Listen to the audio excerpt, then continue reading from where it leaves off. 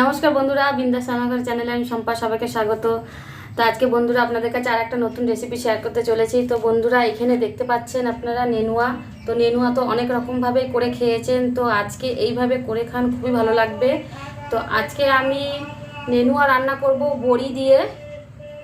তো চলুন নেনুয়াটাকে ভালো করে আমি ছাড়িয়ে পরিষ্কার করে ধুয়ে নেব। নেনুয়াটাকে ছোট ছোট টুকরো করে কেটে নেব, পাতলা পাতলা করে কাটবো।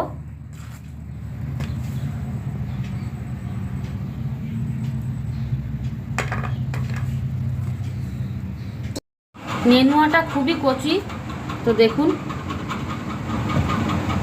তো এইভাবেই আমি নেনুয়াটাকে কেটে নিয়েছি সবটাই।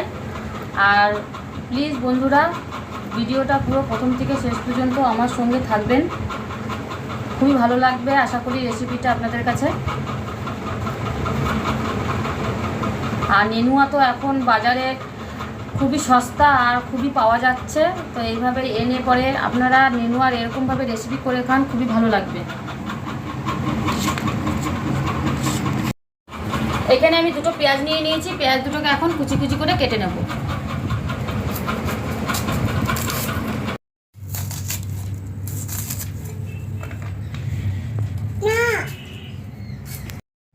টমেটোটা কেটে নেব।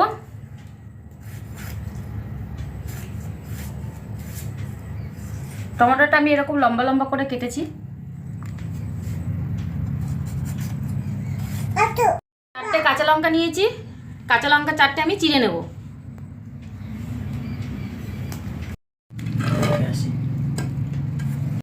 কড়াইতে আমি তেল দিয়ে দিচ্ছি। এখানে আমি বড়ি নিয়ে নিয়েছি, বড়িটাকে প্রথমে আমি ভেজে নিচ্ছি।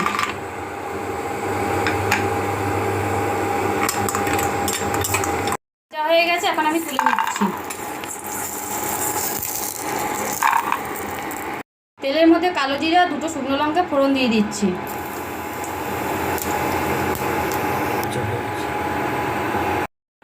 পেঁয়াজ কুচি দিয়ে দিচ্ছি।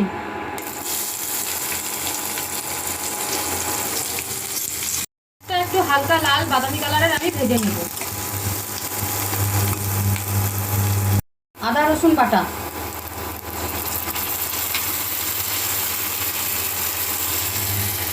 জিরে গুঁড়ো, ধনের গুঁড়ো, হলুদ গুঁড়ো আর পরিমাণ মতো নুন।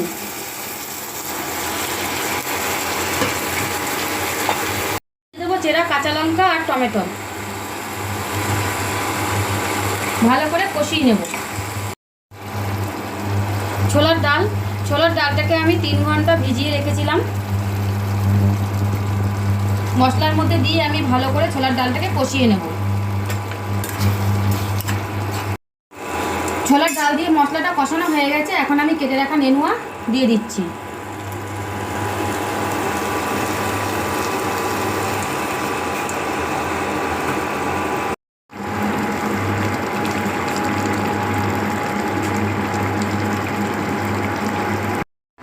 এবার দিয়ে দেবো বড়ি।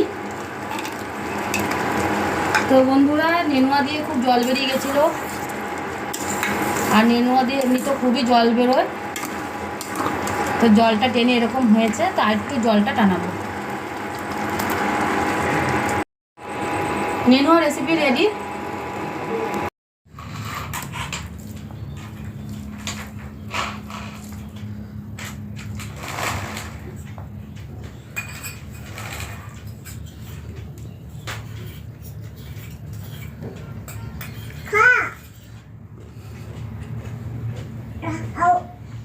খুব ভালো হয়েছে, একটা লাইক করবেন আর কমেন্ট করে জানাবেন কেমন হয়েছে।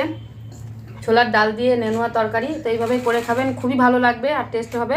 আর নেনুয়া তো একটু মিষ্টি মিষ্টি লাগে, তো একটু ঝাল ঝাল করে করবেন তো আরও বেশি ভালো লাগবে। আর সকালবেলায় জলখাবার ভাতের সঙ্গে খান, এক থাল ভাত শেষ হয়ে যাবে।